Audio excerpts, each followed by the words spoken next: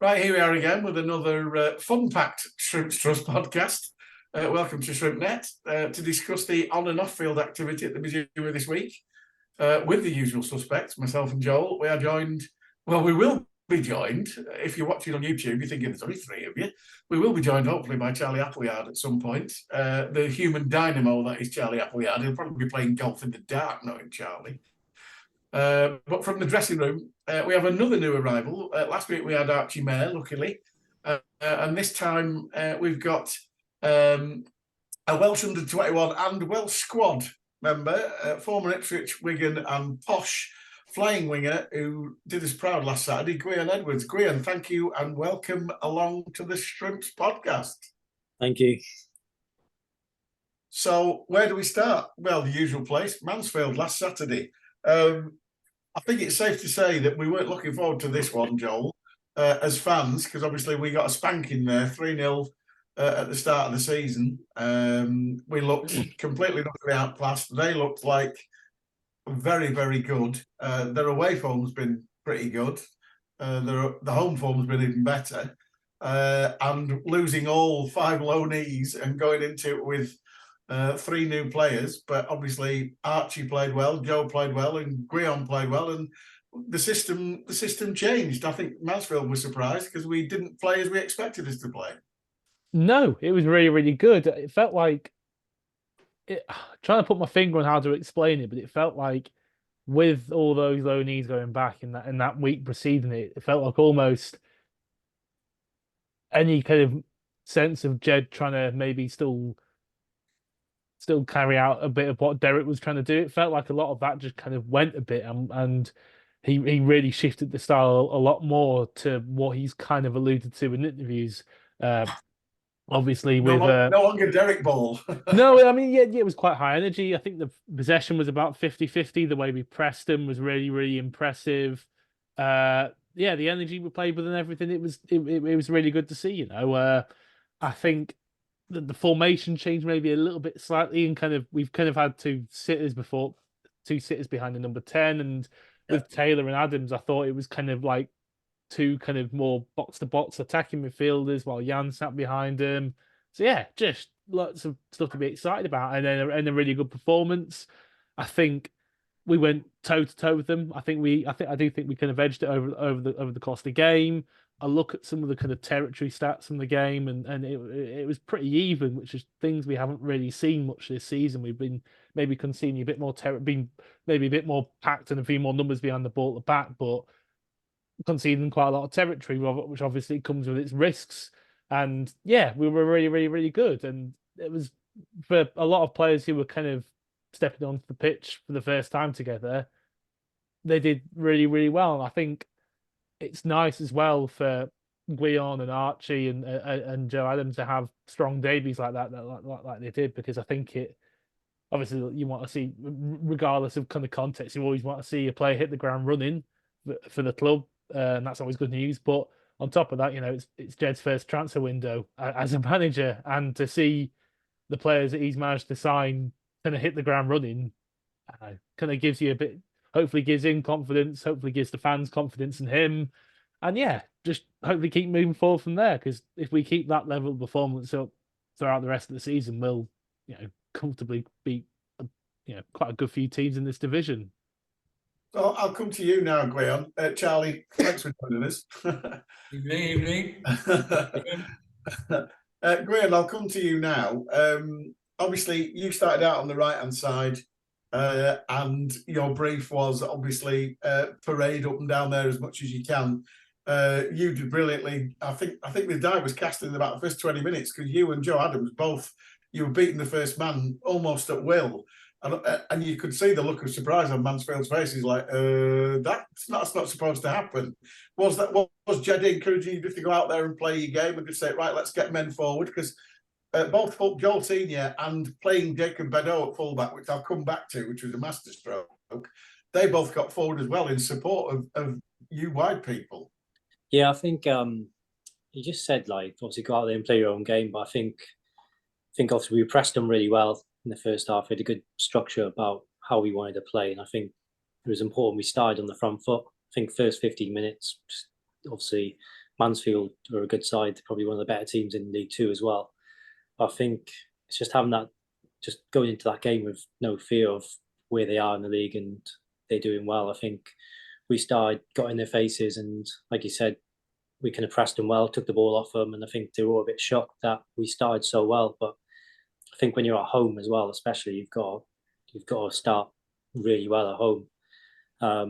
Obviously, that was his first game in league football, and I thought he done really well. Obviously, Joe, from having him at Wigan, seeing him there, I kind of know what Joe brings to the table. So I think we kind of linked up really well, which was nice. And yeah, I think first half we probably should have got a goal or two, maybe. Which I think if we score our chances in the first half, we probably go on to win the game. But obviously, Mansfield can't take anything away from them. They're a good side, and they've stayed in the game, and obviously that's why they're up there in League Two. And Charlie, it was a surprise to see us so attacking, and what was refreshing was we knew Mansfield would give as good as they get, and loads of positive feedback from the fans saying it's probably one of the best games, even though we only got a draw. It's probably one of the best games they've seen at the Mazuma this season. It was an entertaining game. The problem is, Freez, we lost 5 loan players, and there are no other players who can replace them in the country. There's no other footballers available for signature, and Jed doesn't know what he's doing, and that's also panicking. You know, Jed. I really want people to start trusting the people at the club. You know, everyone's going crazy. Jed's expected to lose his loan players for quite a long time. He's done a fantastic job for the club. Brilliant effort. But, you know, you see Gwion and the guys coming in, and, you know, 2 more, 7 in now, 6 or 7 in? 3 more this week, yeah. So we've had 5 out, 6 in. Everyone panic! You know, we met before, Charlie had an asked me. We came on a Swansea, absolutely brilliant. You know, there are more than 5 footballers available to the club. You know, and we do. I'm sure, looking at Gwion, Archie, and Joe, how good the other 3 or 4 or 5 we're going to bring in are going to be. You know, I like that 3, 4, or 5. Yeah, well, we've had 3. So I look forward to 4 and 5. Yeah, so please trust them. You know, Jed's obviously really good at what he does, and Fitz come in doing a good job apparently with some of these signatures. John Mack's back. You know, let's look forward to the second half of the season with real excitement instead of panicking. Every time everyone panics, it's all right again 3 or 4 weeks later, and everyone's like, "Oh, what are we panicking for?" Yeah, I think I'll come to that later, because obviously there's another issue going on as well, which I'll come to, and I think that's a lot to do with it as well. But anyway, to go back to the actual Mansfield game, Joel, bit of a tactical masterstroke. Jacob Badeau at left back, who turned into a marauding fullback on 3 or 4 occasions in the first half, but apparently quite deliberately done, because they'd worked out that Jordan Bowery he's quite a good header of the ball, and they were using him as an out ball, pretty much like we've done Tom Bloxham on the right hand side. And so Jacob was winning those headers. And the second masterstroke was that Jordan Bowery's not brilliant at tracking back. So Jacob was winning the headers and then encouraged to get forward. And watching it, there was sort of like astonishment in the crowd when Jacob kept overlapping and was getting crosses in, etc. And that's why I say the style has definitely changed, because Joel was doing the same on the right-hand side, and that's the first time this season I've seen both our fullbacks over the halfway line at the same time, virtually.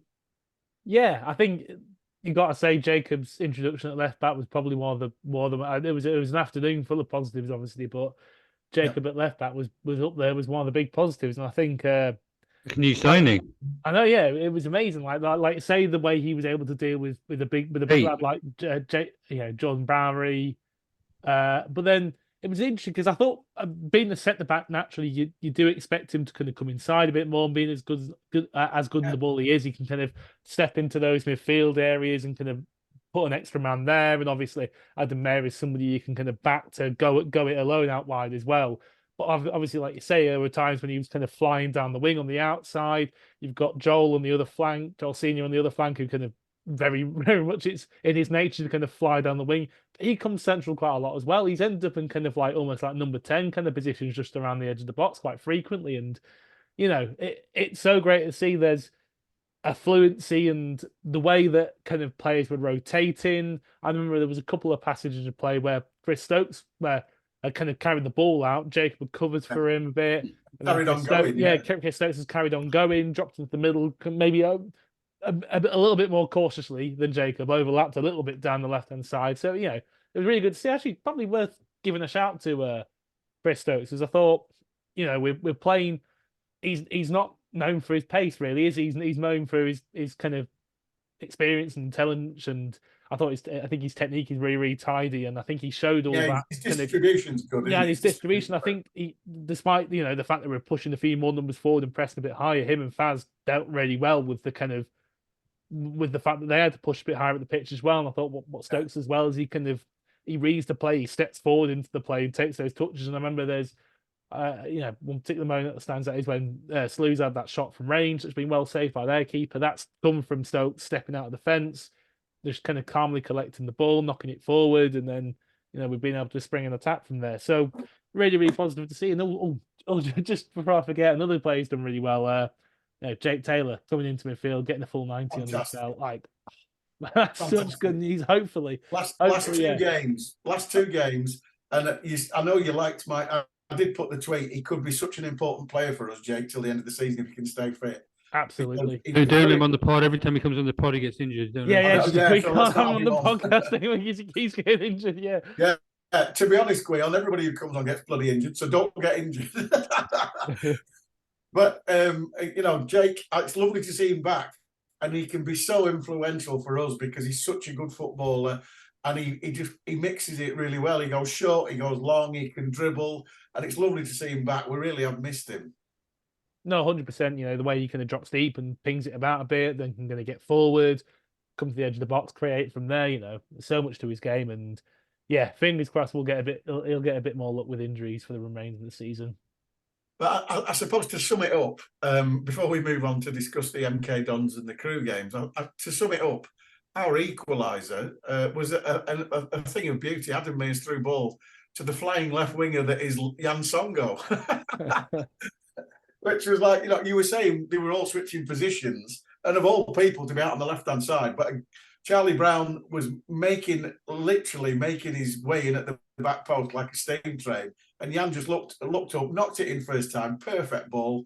And I was like, that was a sort of Premiership standard goal there, just on the counter, wasn't it?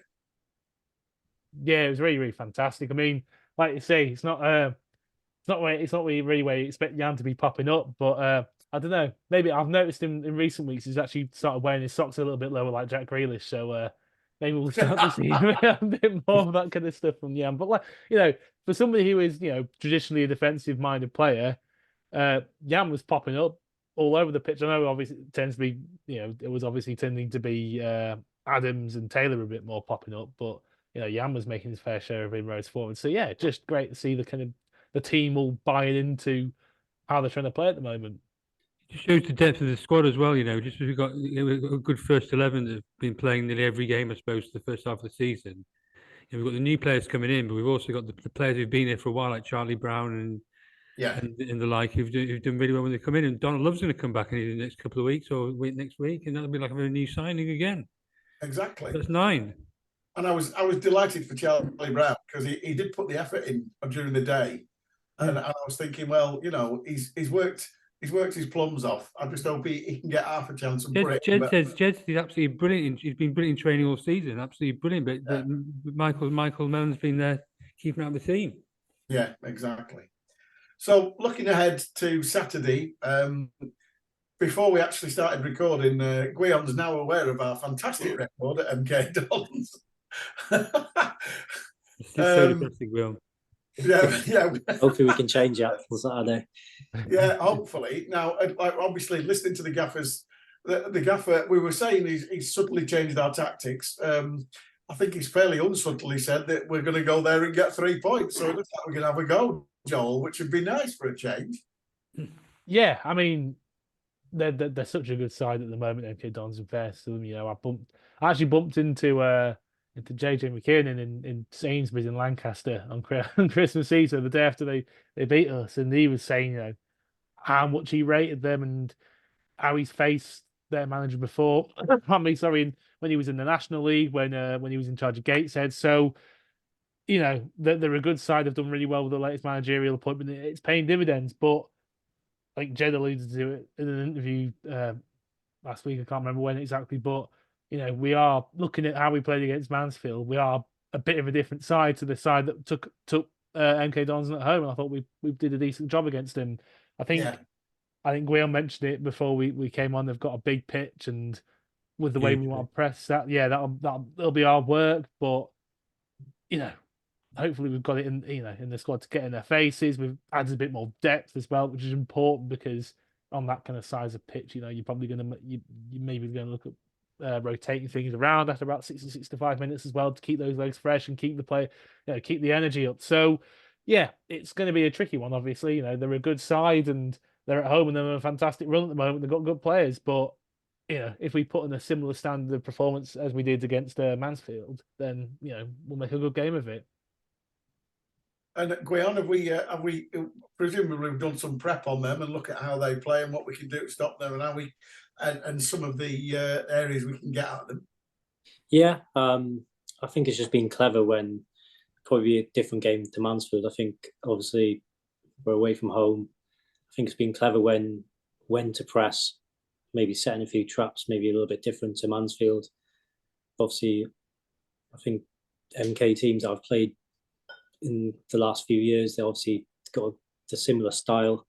I'm guessing they still play the similar style of football, and which they do really well. So I think it's been clever when knowing when to go in the right areas and obviously saving your energy.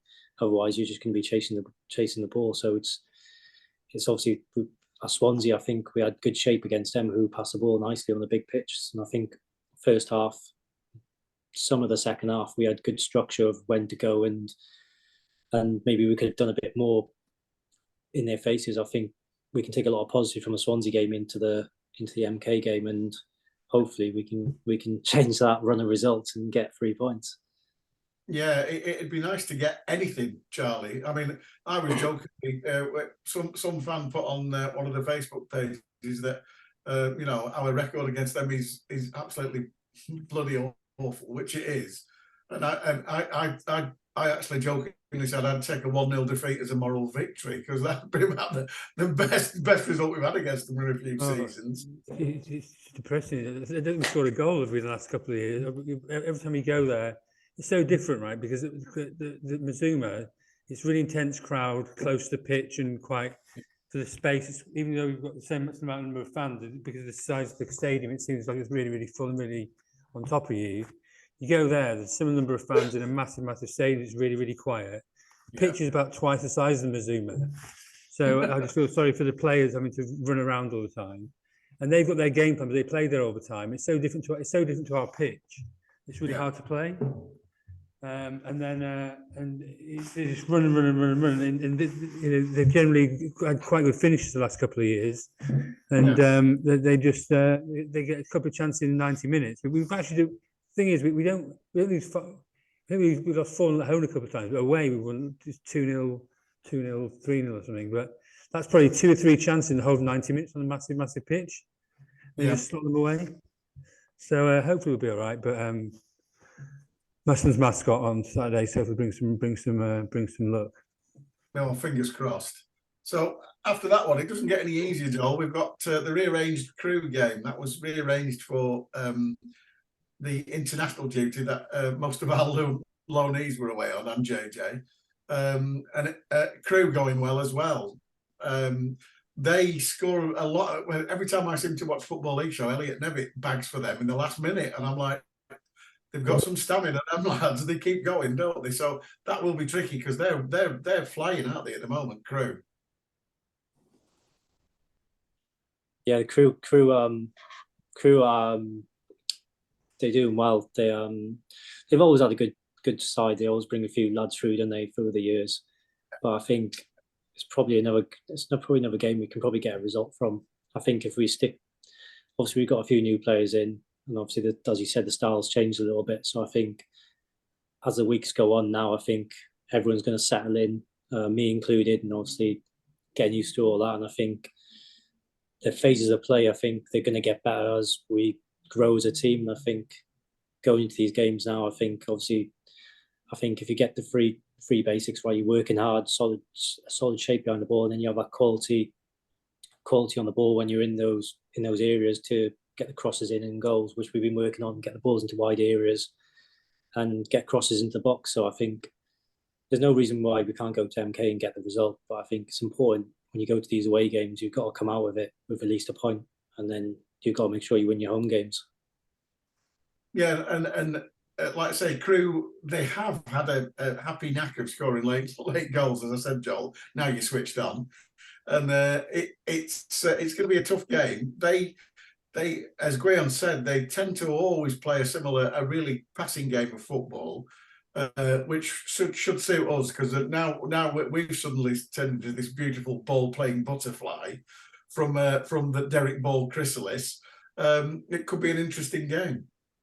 Yeah, I think with Crew they score quite a lot, but they concede quite a lot, and they've been a bit of a surprise package this season. I think a lot of people had them kind of tipped to maybe be struggling towards the bottom of the division, but in quite a strong lead too. They've managed to punch their way up, and they're getting quite a lot of goals. They've just signed Josh Osterfield, who obviously we all know from last season. He's a good player in midfield. So yeah, I think probably going to be quite somewhat well matched in styles, if I'm perfectly honest. Just looking at some of their numbers and looking at the way that kind of Jed seems to be trying to take the team a bit. But yeah, at the end of the day, I think I say it pretty much every week, but at home I really do have quite a lot of confidence in us. The way that we do kind of get on top of teams like we did against Mansfield, all the way going back to when we were struggling in League One. We the way we get on top of teams at home was really impressive. So yeah, I think like Gwion said, with the away games, you're kind of looking to at least come away with a point. Obviously you want to go for the win, but you can take the point to bill from there. But at home and the way we kind of get on top of people, it's flying out the traps for 3 points, I think. It's a good opportunity, Charlie, because obviously we've it's been pointed out by more than one fan that we had the opportunity to go second when we played Barrow in October. We took 900 fans there, got beat, and we've never been anywhere near that since. And now we find ourselves in the lower half of the table, but with games in hand. Obviously, you'd rather have the points, but it is quite handy having the games. And hopefully Josh Osterfield and Ryan Cooney will remember where their loyalty lies. And I've seen Ryan Cooney smash it in his own net last week, so hopefully he can do that again. Just so closely. Let's see where we are. Let's see where we are at the end of the season. Let's try and win as many games as possible and see where we are at the end of the season. Everyone's panicking. We're looking at the league table now. We've got three games on, 2 games, 1 game, 2 games, 1 game. Game against everyone against MK Dons. They're probably going to. Let's be honest. They're probably going to be right up there, aren't they? Anyway, so. There's 7 points between 6. Well, we're 16th, 18th, 33 points, and 8th is 41 points. So close. It is. So it's not going to take much. 3 wins on the bounce, and all of a sudden you're back in the mix again. Our games in hand are Crew and Crawley at home, right? Yeah. Is that right? And Walsall at home as well, isn't it? Walsall away. Walsall away, right? Okay, so that's, you've got to be thinking, you've got to be hoping, if we're going to do well, to get 5-6 points out of that, and then we're one short of the playoffs. So when you look at us obviously this week we've signed Jed Garner, a sort of what do you call him, a traditional centre forward? I suppose he is, really, isn't he? Yeah. He's a bigger presence than Mickey Mellon, isn't he? I don't know, actually. I mean, he is a bigger presence than Mickey Mellon, but I was listening to the Jed's interview earlier today, and he mentioned that one of the key factors in why he likes it, why he kind of wanted to go for Jed, is because he's got a bit of pace and he likes to play the shoulder and get him behind and stuff. So, I think there were a couple of moments when And Slew was fantastic on Saturday. You know, he held the ball up really well. You know, he pressed, he worked really hard. But it's his game is very much the kind of not too dissimilar to Cole Stockton, which I'll probably talk about in a second. But you know, his game is, you know, to kind of take the ball in, hold it up, bring others into play like that when he's playing down the middle. And it sounds like Jed's maybe looking for somebody as well who can maybe turn and play off the shoulder and get in behind a bit more, stretch the defense when the channels a bit. Yeah, well, not necessarily mobile, but maybe just kind of getting in behind a little bit more, and that's more about his kind of style of game. So that sounds like that's been a bit of a reason why Jed Garner's been somebody who's come in and just, you know, for all the Cole rumours that have been floating around over all the Cole talk that's been floating around over the past week. Yeah, he's a fantastic player, but he's not going to be running in behind. So true enough. So that's what I was saying, Freeze. I think that this year, League Two is definitely more entertaining than League One. It's probably nearly as good as standard. League One's pretty drab this year, with the bottom half of the table. And in League Two, you've got Grimsby scored 5 against Notts County. Yeah, 5 goals against Notts County, and they're like 20th or something. Yeah. They beat us quite comfortably, 3-2 in the end, didn't they? So 19th best team in League Two scored 5 goals against Notts County last week. I have to say I agree with you. I think that this league's obviously we got promoted out of this league sort of 3 seasons ago, and the quality wasn't like this. Yeah, Bradford pretty good in their 14th. Yeah, there is better quality lower down. There is definitely. But looking at what you've done in training this week, obviously you've Gwion, you've had Jed. Obviously, there's a couple of new lads who've come in and done a little bit so far. When you signed, you know, were you thinking we can have a go at the playoffs here, or were you just thinking I'm just going to consolidate? No, I think in my head, I've signed. I want to push for playoffs. I think as a player, you want to be competing for something, don't you? You want to be up and around it. So in my head, I've come in, and I think same as the whole squad and the manager, we want to be pushing to be in and around the playoffs. So, like I said, we got the games in hand. I think it's important we win the games in hand, and I think in this league, like I think anyone can beat anyone on the day. I think, as it's shown when we played Mansfield, we matched them and probably we were the better team. So I think if we play how we did against Mansfield, I think we're going to give most teams in this league a good game. And I think you get a run of games, back-to-back wins, you can build momentum, and you'll see if we get those 2 or 3 wins, the table can change quite quickly and you'll be back up amongst it. So I think it's important we can get those games in hand, get the 3 points there, and slowly start pushing back up the table. Well, looking at the signings we've made, obviously 6 in a little over a fortnight, Joel. You know, some people, obviously Gwion is probably the what you call the marquee signing, because we've actually heard of him, and he's actually had a decent career at a decent level, whereas everybody else is sort of like not necessarily tried and tested. Obviously, Jed Garner's had a good base at Fleetwood, and Barrow played good money for him, so we'll be interested to see how he does. But obviously, the 2 lads that have been announced today, Brandon Barker, he looks like he's got some pace about him. I was watching his show reel with his goals for Preston and what have you, and I was thinking, blimey, you know. We did get a message through off a Preston fan saying he's a great player, but he's got hamstrings like breadsticks, which I suppose he means they snap now and again. But somebody with his pace, but he's been about a bit. So he's added a little bit with Jed, Gwion, and Brandon. He's added a little bit of experience there, and obviously we've got Caden Harrack and Joe Adams and Archie Mayer are all coming in sort of like, shall we say, a little bit untried and untested. So there's a little bit of youth and a little bit of experience, which is probably the experience is what we needed, Joel.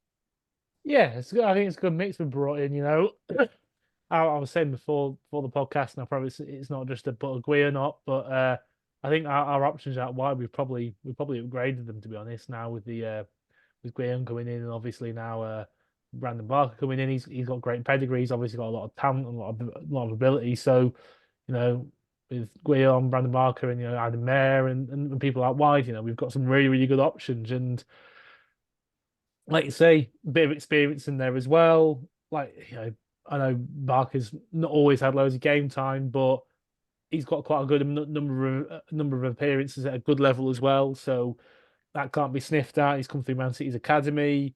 Then, like you say, there's a couple of people who are younger, who are a bit more untried and tested. Like you say, Joe Adams, but that didn't seem to be too much of a problem for him coming in on Saturday. And you'd like to think he'll only get better as he kind of gels with the rest of his teammates, and just understand what it's like to play in a kind of in a senior match a bit more. And and I'm sure he'll only improve. And then he's centre back coming in. He's played with Jacob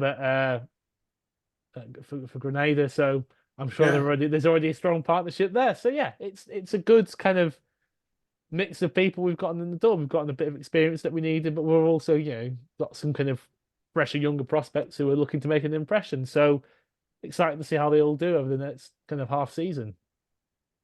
It sort of tickled me this week that obviously we do see. I'm trying not to, all fans' opinions are perfectly valid, but there was a bit of a shall we say a bit of a moaning session when we signed Jed Garner to allow Cole to go to Barrow, and it's like a couple of people saying, how far have we fallen where we're borrowing players off Barrow? And I thought, that was, look where Barrow are in the league and the job they're doing and the money they're spending. So I thought that was quite patronising to Barrow, because obviously, they're probably in a better financial situation than we are, and they're still getting pretty good crowds, etc., etc.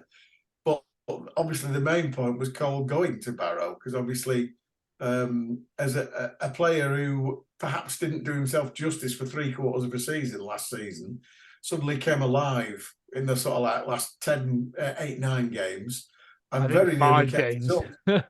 Well, yeah, but he did have a couple of games where he went close once or twice and put a good shift in and didn't score. But obviously, you do look at that. But I mean, he's a dangerous fish, is Cole, and we played Barrow on Easter Monday. That could be quite an interesting baptism of fire for him, because I don't think many people will welcome him back after his season last season. But I mean, fair play to Barrow; they're taking the risk. Obviously, Charlie, it was alluded to next week. I asked James on the podcast, and he said it had been muted, but that it was possibly more money than we could afford. And apparently that's what it's turned out to be, hasn't it? So, good luck to Barrow and good luck to Cole. I hold nothing against him. It is what it is. Footballers are footballers. And if his agents told him he deserves to be on this money and should be playing at higher level, more fool him for listening. That's all I'll say. Joel? Jed's got a budget. He's trying to work out who he wants. He's got just a bit like a jigsaw puzzle, and he'll try and fit what he can. Probably thinks he can get a better tune out of different puzzle pieces than that. So I know he did look at him. I know he looked at him, but for one reason or another, he's not here, and we move on. And all the best to Jed Jr. Yeah, exactly. We can only hope, can't we? Really. It's worth saying the point I made before. Jed.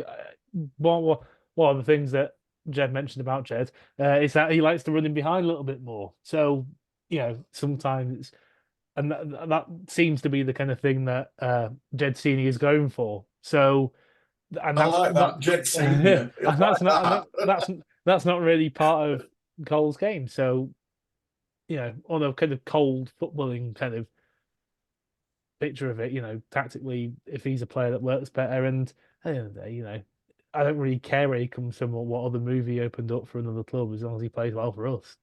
Exactly. That's all that matters. We shouldn't let rivalries or whatever get in the way of making a half decent transfer and getting a good player in. So, yeah, look forward to seeing what he does.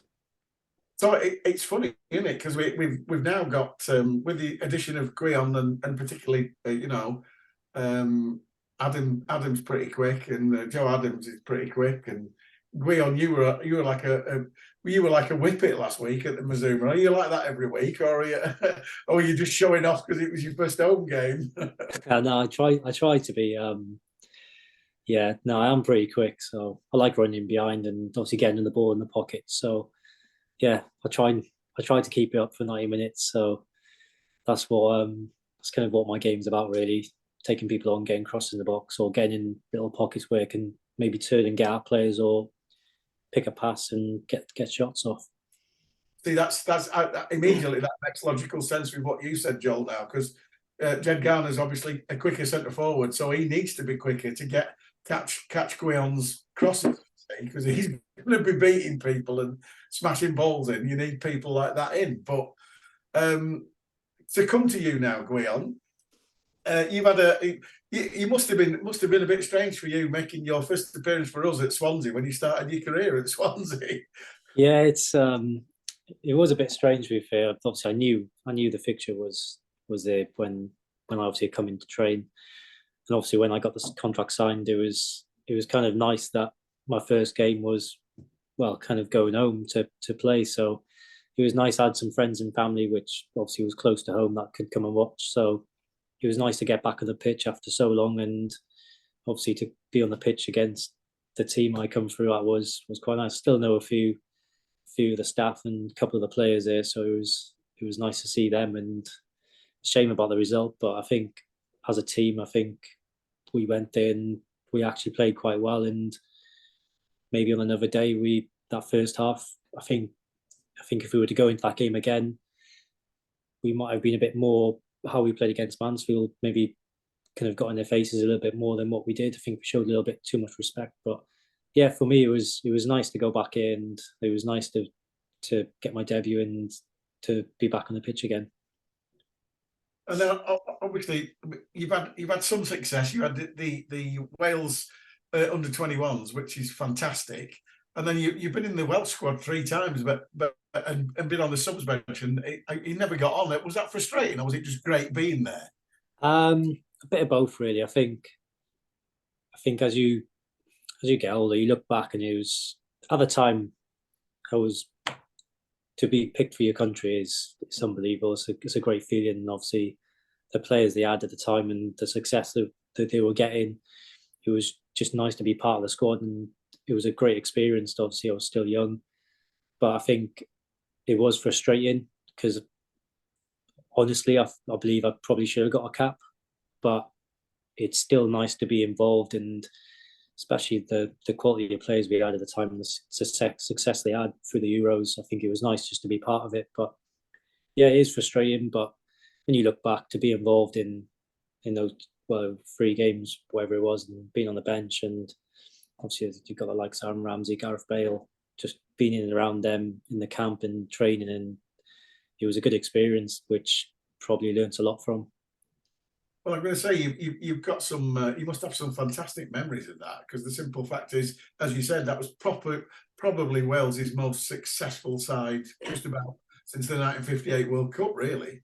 Yeah, they were obviously throughout the years they were building and building, and they had that run in the Euros, and even up to now they're still, maybe they've dropped off it a little bit, but they've got some really, really good young players coming through, which hopefully they can go again and reach what they did a couple of years ago. But yeah, it was a great experience. I think anyone who goes away with their country, whoever it is, it's an honour to be a part of it and get that call up. And obviously it would have been amazing to get on the pitch if it was 30 seconds a minute. But yeah, to say even 2 minutes at the end would have been sort of like a lifetime's dream, really, because you being a sort of proud Welshman, and particularly at that time, that would have been a fantastic honour. But yeah, like I said, nobody can take the memories off you, can they?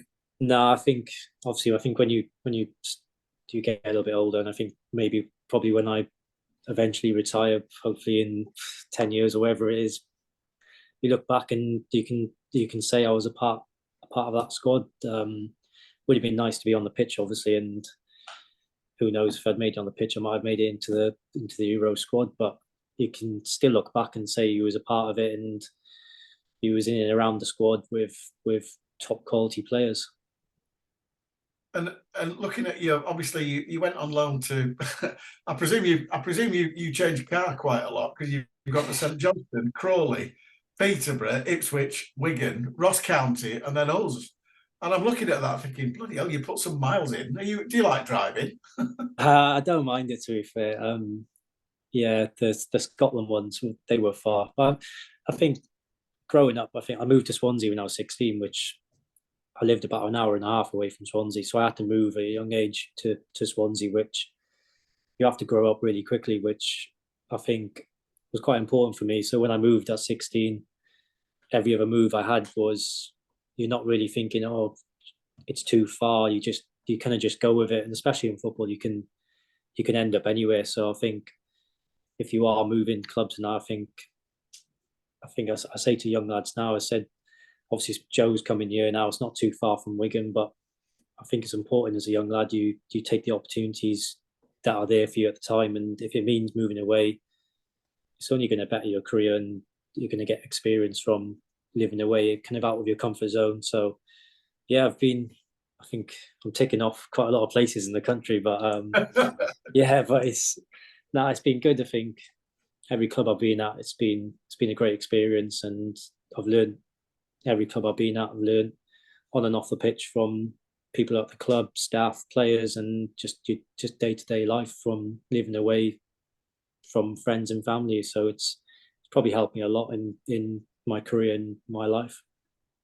And looking at the I go on to look at message boards from the clubs that you played for, and you were particularly popular at you seem to be really popular at Ipswich, really popular player at Ipswich, and I suppose because they had sort of a reasonable amount of success, and the same at Peterborough. And the feedback that you get off them is that you were always a wholehearted player and give your all, and etc. etc. That must, I mean, obviously you don't read your own press, but it must be nice when somebody says to you, "Oh yeah, I remember you playing for Ipswich," or "I remember you playing for Peterborough, and you were popular with the fans." Is that because you're an exciting winger and you take people on and get crosses in? Is it because you work back and get tackles in as well, or what? What do you think?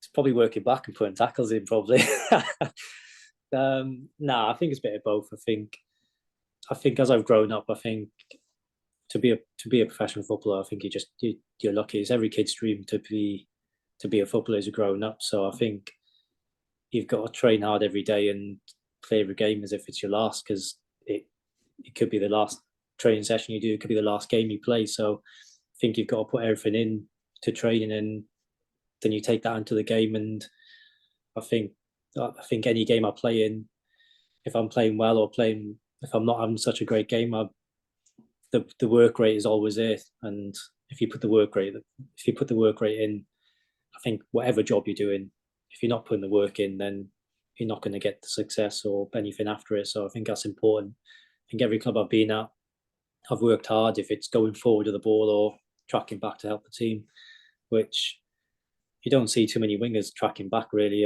putting tackles in. But I think growing up with two older brothers, I think I had to kind of look after myself. So I think I took that into football, and kind of it taught me to get stuck in. So yeah, I think every club I've been at, I've enjoyed every club I've been at, and all the fans have been great with me. And it's nice to hear that feedback from fans, previous clubs I've been at. And let's hope. Well, obviously, your 2 appearances so far, you've been really impressive for us. So let's hope. Obviously, you've got a contract till the end of the season, and we do get lots and lots of players who come in for short terms, and I like to think it's quite cathartic coming to Morecambe, because you realise, well, hang on a minute here, this is a nice little family club, and I can, we've had so many people who come after, shall we say, checkered injury career or had a bad luck with injury or what have you, and they've rehabilitated here and gone, I don't mean this nastily, but gone on to better things, because obviously from your point of view, you've still got plenty of years left in you, haven't you? So you'll be looking at hopefully getting your name back out there as, well, I've made 25 appearances for Morecambe, and come the summer you'll be like, right, okay, let's see what's on offer, because obviously it's a short career. You've got to look after yourself, haven't you? Yeah, of course. I think obviously the injury at the back end of last season and the few months before at Wigan, I think obviously everyone knows the situation at the Wigan at the time. Obviously, not getting paid, the owners were selling the club, and then obviously they got relegated in the end whilst I was on loan at Ross County. But it was a difficult, say 12 months really from being at Wigan on loan in injury. So obviously worked hard through the rehab and to get myself and keep myself in top shape and come back.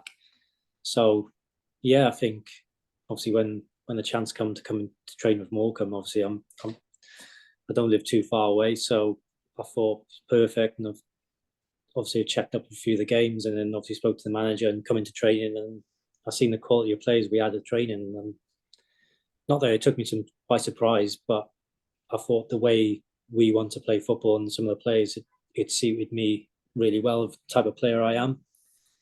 But yeah, I think just taking little steps at a time. I've just come back, played a few games, so my first thought is to try and help Morecambe and get us back in the playoffs, and whatever happens then after that is we'll have to wait and see. But obviously in my head now is, can we as a team creep up the table and get in the playoffs and hopefully get success from that?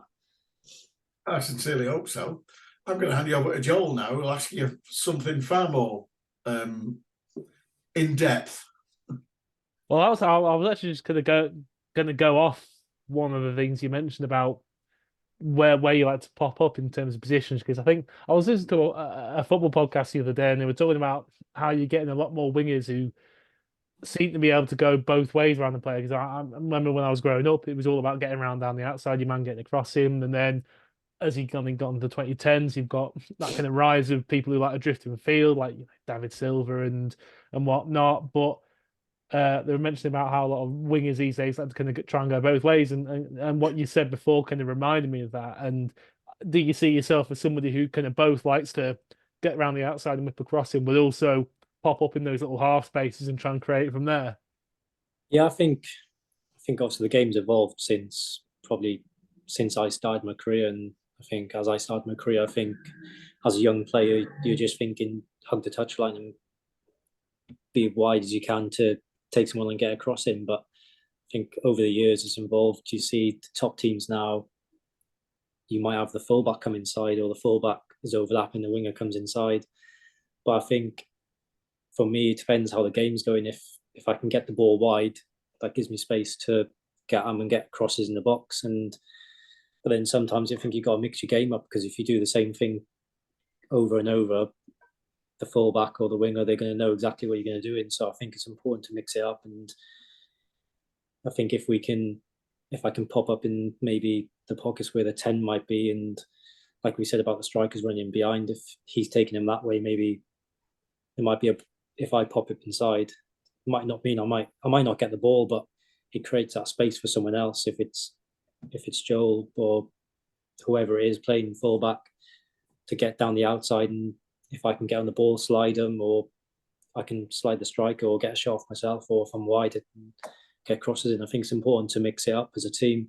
I think obviously Saturday, I think we've done that quite well, especially in the first half. There was a lot of rotation where Joel got down the outside, got a few crosses, or I was out on the outside and I popped up inside. So I think it's getting the right balance depending on the game, and you kind of give the defenders, you kind of question them, does the fullback want to come inside to mark me? Probably doesn't want to come inside. So then if he doesn't come in with me, then I've got space to turn. If he does, then there's space in behind for someone else to run in behind and get a cross in or get a shot off.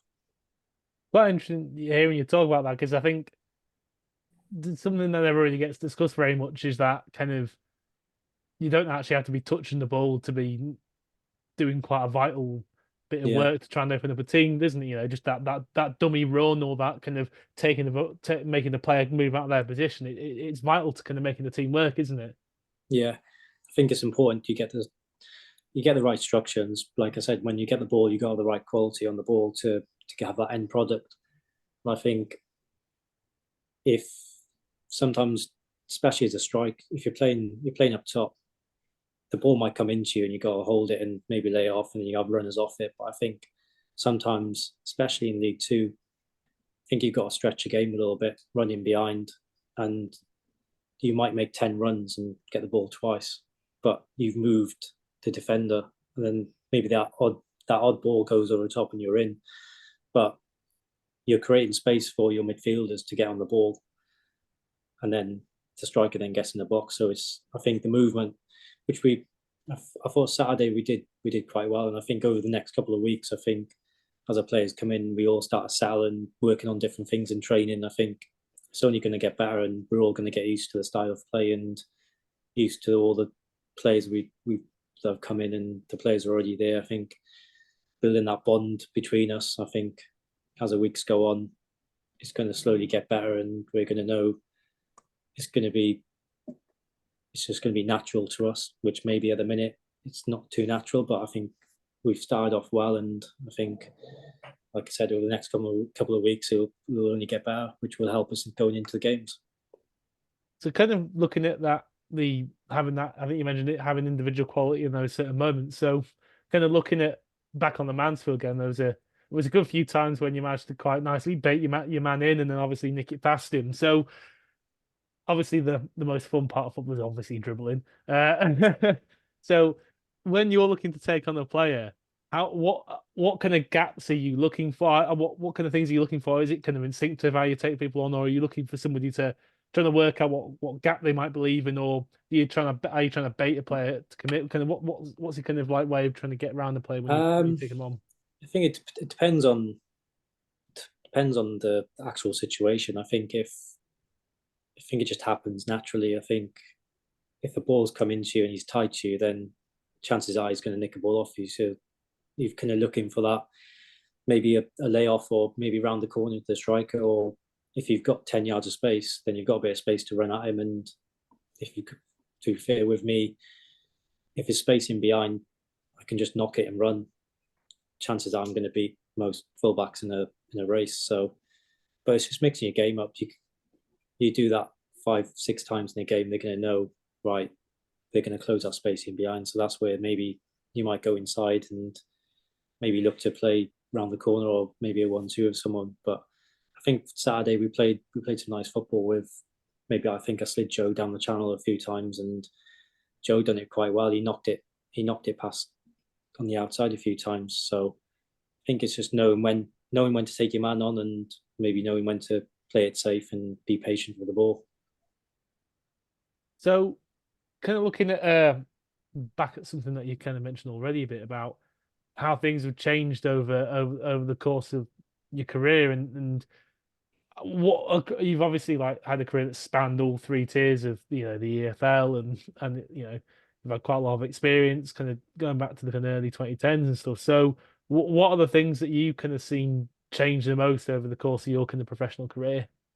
I think growing up at Swansea helped a lot under Brendan Rodgers, and even before Brendan, we had some really good managers there, and after it as well.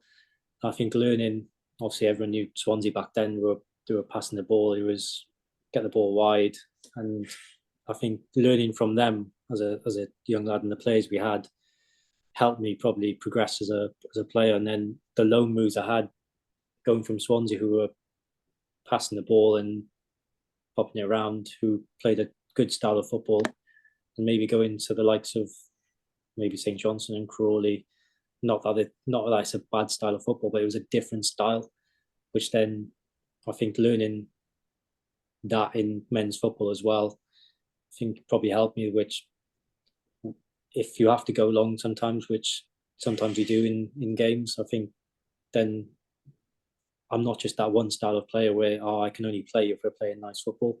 So I think that helped me with my loan spells. Coming through Swansea, I was comfortable on the ball, but then I'm comfortable in other styles of play as well. So through your kind of experience, what would you say the main kind of differences are between like Championship, League One, League Two? What are the kind of main differences there? I think Championship, I think every player is an athlete. especially when you get to the Premier League as well. Everyone's just super fit, strong, and they're all comfortable on the ball. And I think Championship is the same. And I think maybe the main difference is maybe League One. Probably some teams in League One, but as you've seen Saturday, we made a few mistakes ourselves. Which, if I was in the Championship where we've lost the ball, if it was a pass or whatever it was, and they've gone on attack, but obviously we made some great saves and maybe got back and defended it. If it's in the Championship, that's probably a goal. We're probably 2-3 down. The quality, if you give them chances away, top players in the Championship don't miss them chances, they take them. And I think that's the difference between the step up. I think the quality, like I said, you got to have quality on the ball. In the Championship, when that ball, if someone's made a mistake or it's been taken off someone and they go on the attack, chances are they're getting a goal from it. So kind of just following on for that, just finally, we've got quite a few young players in the squad, and obviously going back a bit of a way, you're just looking at your career. It's probably your breakthrough was probably in League. Your big breakthrough was probably in League Two with Crawley. I remember, when you first signed, going back through Twitter, a lot of Crawley fans kind of had you in their best ever EFL team. So, what would you say is the thing that it takes some players to go from kind of breaking through at League Two level to be able to kind of progress their career up to the Championship? For me personally, I think I say to a lot of young lads, like, you don't know when your career could end. It could end today, tomorrow, a week, 5 years, or whatever it is. But I think you've just got to work hard. I think you've just got to take each day as it comes. You got to work hard in training. You got to take what you do in training to a game, and you got to play every game as if it's your last game, because you just don't know. And I think from experiences from learning off other players, older players, when I was coming through, that was the main thing. And you see a lot of young lads now, quite a few of them think, oh, well, I'm at a big club, I've made it. But it's not the case, because I've seen lads play in the Premier League and then they've not got a contract and then there's no club wanting them. So it's like, I think you can't get comfortable. I think you've always got to be chasing something.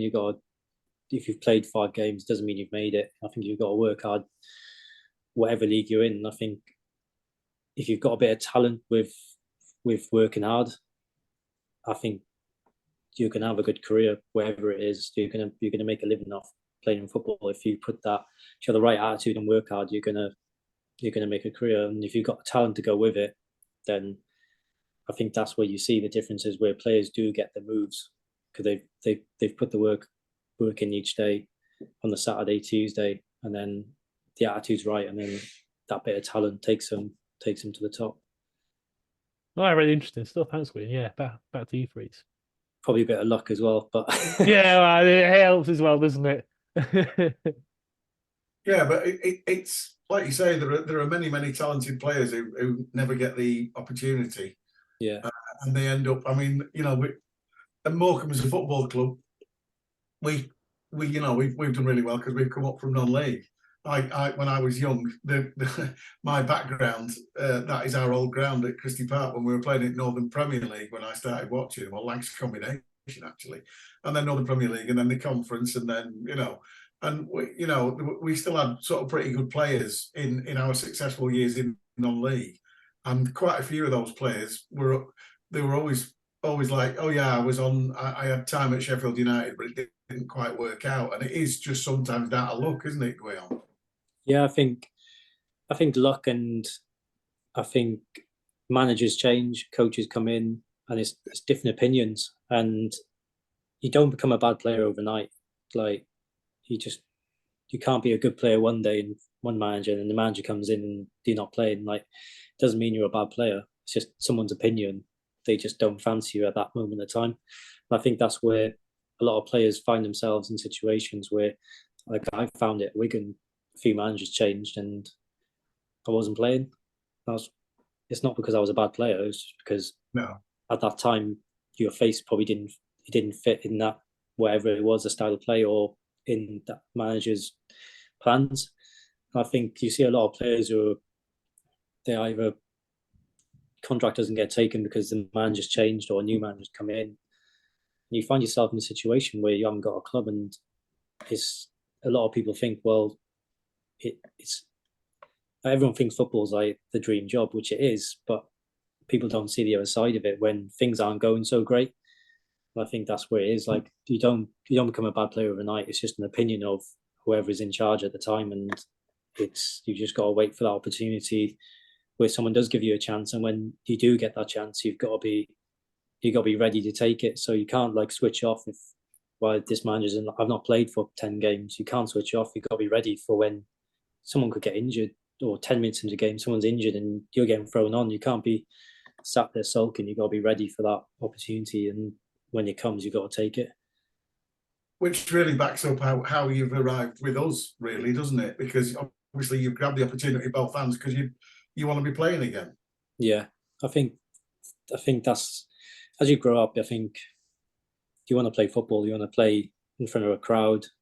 Everyone wants to play in big crowds in front of thousands of people, but I think it's the opportunity, wherever it is, you've got to take it with both hands, and if it comes, you've got to be ready for it. And I think through the 9 months of doing the rehab, obviously you get setbacks in whatever job it is, life, whatever it is. And I think you've just got to have that mindset of, right, can I get through this?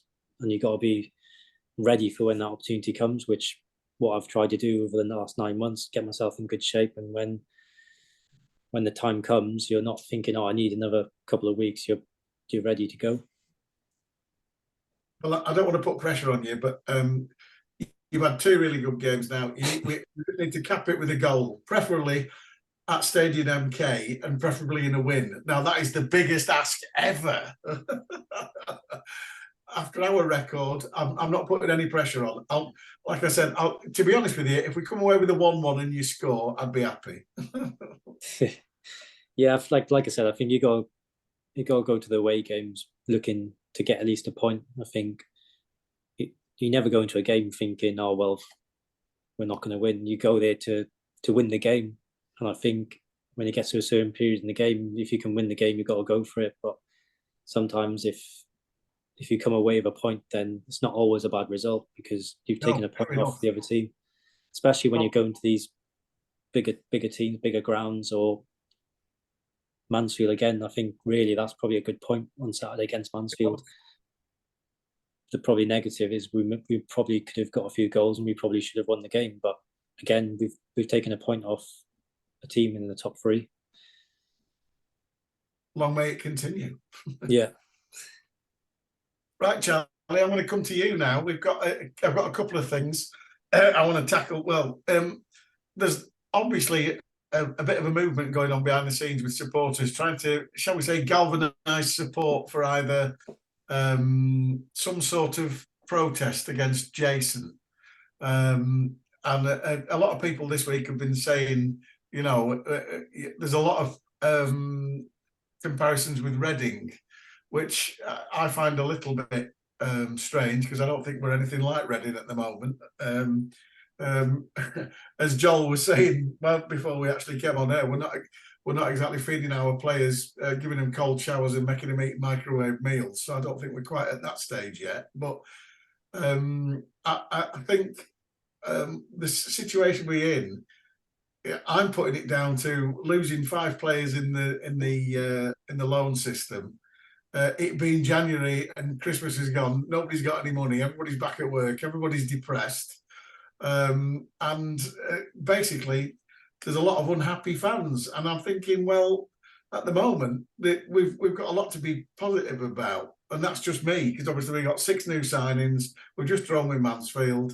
You're only as good as your next game, so that obviously could change. But what's the board's feelings on the sort of like movement to get something organised to complain at Jason? Well, I'd like to know why we're in the same situation as Reading. It's complete. Michael Gibson put something good on social media today about it's very, very, very, very different situation. It is completely. Jason wants to sell the club. He's desperate to sell the club. He's not standing in anyone's way. We just need to get the right offer, the right figure. He's not looking for millions and billions and billions of pounds. He's looking for what he considers a fair price. I'm not sure exactly the exact level it is. He hasn't said, but we're in a good situation. We've got a situation where we've got good team playing well, new players coming in, new managers doing really great. John Mack's back from his health scare. Dave Fitzgerald's come in. We've got the community stuff doing really well. The academy's doing really well. The commercial's doing really well. The whole club's a great place to be, but we just need to sell the club to a new owner who's got some more cash. And Jason wants to do it. Jason's not standing in anyone's way. We've got some really, really good opportunities to try and unearth buyers. The board are getting more involved, helping out with Jason with that, which has been really useful. Having a protest would achieve nothing, apart from getting maybe a points deduction for people coming on the pitch and causing trouble. Yeah, I fully appreciate that people feel a bit helpless and things are going wrong, but win on Saturday might all change. We're playing; it's going pretty well at the moment, I think. I agree, and I don't think for a minute. I mean, the general consensus is that the fans don't want to do anything that would damage the club's reputation or get a points deduction or even a fine. So and I think it's in the early stages. But I take what you're saying there, and I know it's been alluded to in one of the recent podcasts that there are people out there who are interested still. Yeah, Pablo the dog. We want Jason out. Is the chance of it? Jason wants Jason out as well. Remember that, He'll probably join in. Jason wants Jason out. He wants to sell the club. He's trying to sell the club. We're trying our best to help him do it. We've got some opportunities to interested parties that are coming forward at the moment, and we're going to try and get it done. But there's no need to panic yet, And even if Jason was out, what would we be doing differently? We can't spend much more money on players because of the regulations to do with turnover. So it's not like if people think we can get a multi-million-pound owner and bring in Messi from into Miami. It's not going to happen. We couldn't do it. We can only spend so much money on players' wages and players' fees. So it's no need to panic. I fully appreciate people want to be feel a bit helpless, but it's going. Be positive. It's going well. Could be in the playoffs in a few weeks. So I'll ask you another problem question. Obviously, we appointed a new groundsman, and then unfortunately, it's not worked out with him. Where are we at with the situation with the groundsman? Well, I've got some good news about the ground. Good. We've won an award for our highest ever pitch rating ever. Came through from the EFL last week. 4.25 out of 5. It's no surprise because Rob was a genius, and it's no surprise he's now at Fulham. It was always going to happen, but we were always very lucky with Rob because he was a Morecambe fan and he was local. But obviously, with the state of the pitch when it was in sort of like October, November, people were noticing it was the best it's ever been. 100%, right? And Rob was a brilliant guy and really, really fantastic groundsman, right? But there are other groundsmen available. Yes, yeah. We're going to try our best to find someone until I'm sure the pitch isn't going to become covered in thistles in the next two months. We're going to find a new groundsman who's going to be as good as we can possibly find, and I'm sure he or she will do a very, very good job. So the feelers are out. That's good. The feelers are out. We are in control of the business and the club. Yes. We know what we're doing. We are all big fans. We all want the club to do well. It's a very unique club in that way, as everyone knows. We're not some random geezer who's never been to the club who doesn't know what the club's all about. We care deeply about the club, and we're going to help Jason find a buyer. That's what we're going to do. So please, people, don't worry too much. Yeah, and find a groundsman. Yeah, we will find a groundsman. We'll find a groundsman. Troy Deeney's just been sacked, apparently. No, I can cut grass, but I'm crap at it. I can't put patterns in it or anything like Troy that. Deeney's just been sacked, apparently.